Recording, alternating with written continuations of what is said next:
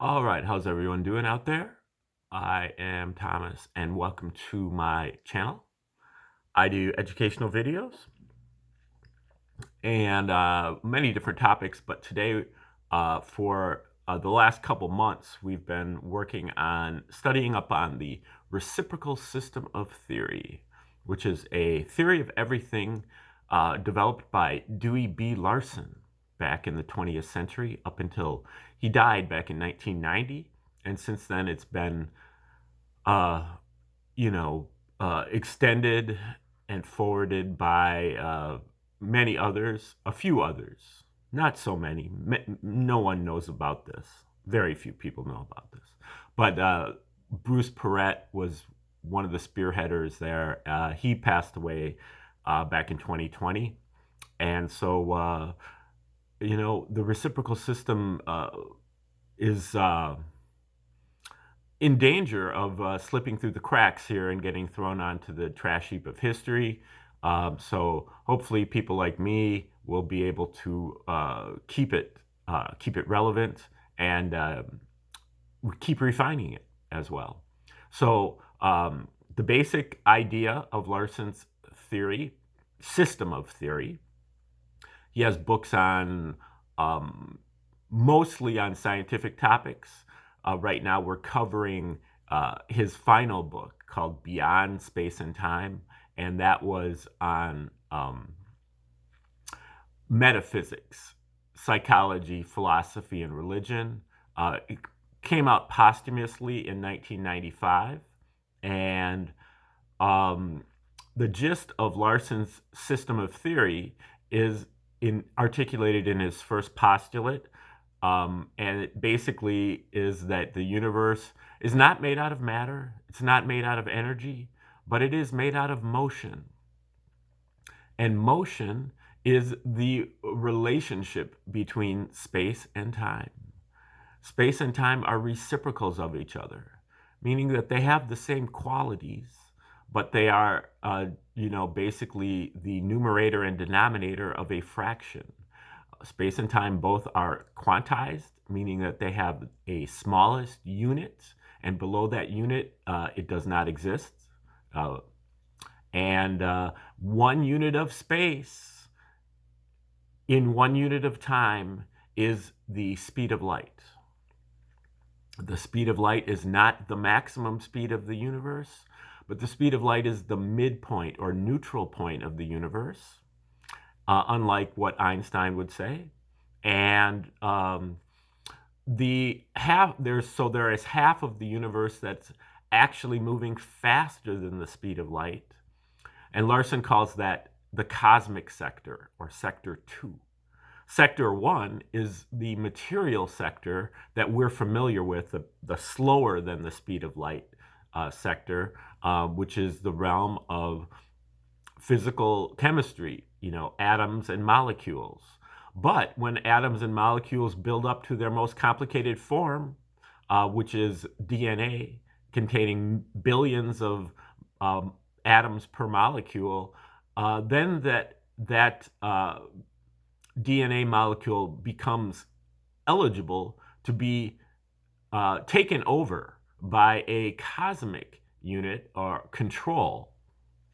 And this unit controls in the same way that a thermostat controls a room. It's a small part of the overall structure, but it controls the environment. And when a material and a cosmic unit join together in such a way, Larson calls that a life unit. So life is the merging or the putting together of a material and a cosmic unit kind of in the right configuration. And then beyond that, when a life unit gets to its most complicated level, which Larson says is the intelligent human being, then that being becomes eligible to be taken over by a being from Sector 3. And Sector 3 is the generalized area that is independent of space and time, or precedes space and time. We can't really say precedes because that's a time implied statement there or word, but it transcends space and time, independent of space and time. And that's what Larson calls Sector 3. And Sector 3 is, I guess, Larson's synonym for God or the spiritual realm. And then the Sector 3 unit is, its objectives are good and ethical, as opposed to Sector 2, the life, or the life unit, it's governed by survival.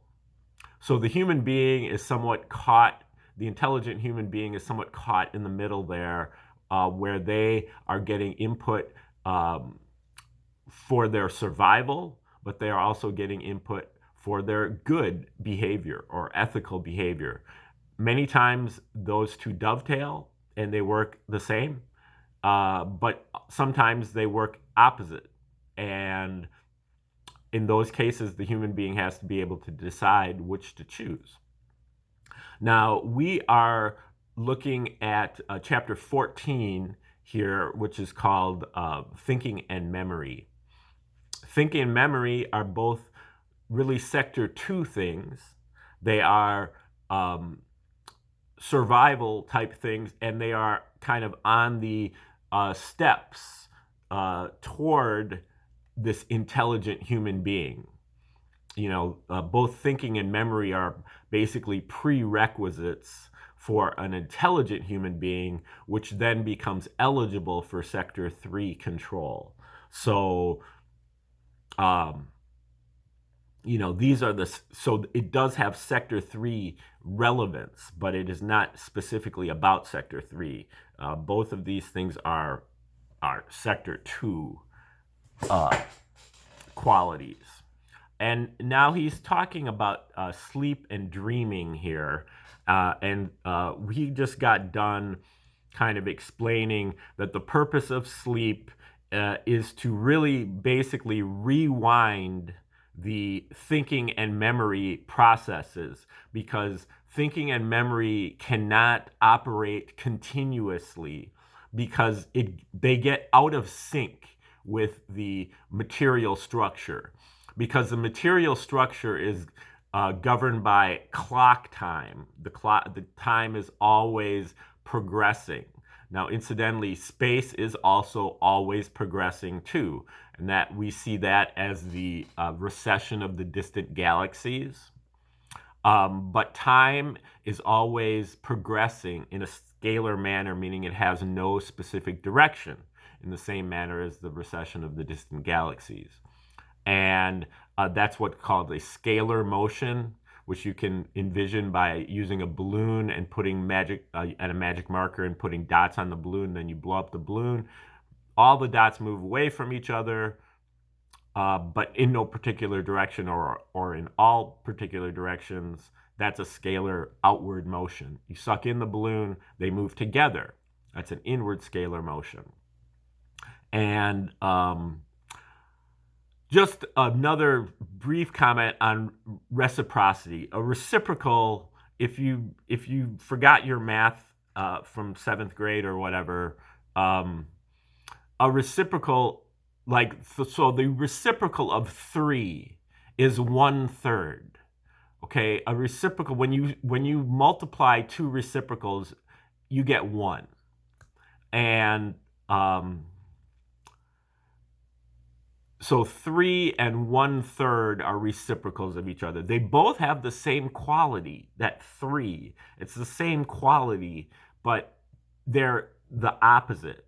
And so when you go from Sector 1 to Sector 2, you can extrapolate. They're the same, except that they're opposite. The roles of space and time reverse. And so even though we don't have direct access to Sector 2, we can tell what's in Sector 2 by what's in Sector 1.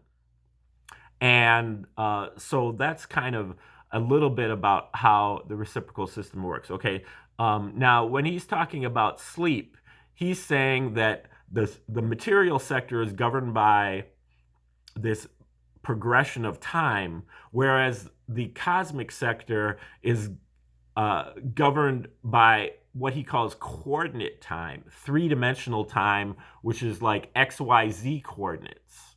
And so the the cosmic sector eventually gets out of tune or out of timing, out of sync with this material structure. And when it's out of sync, it's less able to control the material sector. And so evolutionarily, it's had to develop a method to basically decouple from the material sector and rewind so that it gets back into sync. And that is the purpose of sleep, is what he says. So here we're going to take over here in the middle of this chapter. We can deduce from theoretical premises that the time correction is accomplished by operating the mental processes in reverse during sleep. On the basis of our normal understanding of the effect of reversals, it would appear that a period of sleep equal in length to the preceding waking period would be required in order to complete the synchronization of an apparatus that operates continuously. Development of the reciprocal system of theory has revealed, however, that the effective magnitude of all primary physical quantities is the amount by which they deviate from unity, the speed of light, rather than from the mathematical zero. So this is the reciprocal system in a nutshell, the universe of motion in a nutshell. The neutral point of the universe is the speed of light, unity. So our measurements are made from that zero, the speed of light, up or down from the speed of light, not from the mathematical zero, like the no motion at all. And so you're always having to add this 1 unit before you are able to kind of get into the middle. And that's why we don't need to rewind for 12 hours a day, but only for 8 hours a day, because this 1 unit is already present. And so here he explains, each such quantity has an initial positive level of 1 unit, which has no physical effect. Okay, so we feel the speed of light as no physical effect. That is how we feel zero. Reversal of the direction of the mental processes during sleep reverses the initial level of each individual time unit as well as that unit itself. And the total deviation from the positive unit level during 1 unit of reverse operation is therefore 2 units. If the mental process is in full operation when the individual is awake, his sleep periods should theoretically amount to 1/3 of the total time. And this is roughly in agreement with human experience. Now, after that explanation, I would say that I don't necessarily agree with his findings, because I think that really you only need like 2 hours of sleep if you're eating right and you take care of yourself. But people don't do that, so they need 8 hours of sleep. So he might need to revise that, or he might have needed to revise that. But anyway, physical or mental abnormalities may increase or decrease the sleep time. Incipient mental disturbances, for instance, are often correlated with reduced amounts of sleep, as would be expected if there are significant interruptions in the thought processes which reduce the total operating time. It is also true that there seems to be some variation above and below the theoretical 8 hours in the individual requirements for sleep, even where no abnormalities are present. But it is doubtful if the apparent variations in average sleep time are real. What appears to be a greater amount of sleep may be due to a number of short intervals during which the individual is actually awake, perhaps the borderline state known as drowsiness. Similarly, a well-known phenomenon called microsleep, which involves a succession of short sleep intervals, may well account for the apparently low sleep requirements of other persons. As already noted, the control mechanism of the higher animals, including man, consists of two distinct parts, the memory apparatus and the thinking apparatus. Both have cosmic or inverse elements. That is, they operate electrically rather than by means of material forces. And both must therefore undergo periodic synchronization with the material structure. But the memory apparatus is simpler and more primitive than the thinking apparatus. Furthermore, it evidently is not, as a whole, in full operation continuously. It therefore accomplishes the necessary readjustment in less time. In order to allow the synchronization of the thinking apparatus to catch up, the memory apparatus is disconnected from the adjustment process periodically and allowed to operate for a time in its normal manner, except that it remains separated from the motor mechanism and the contact with the outside world. The most striking physiological feature of this phase of the sleep cycle is a rapid movement of the eyes.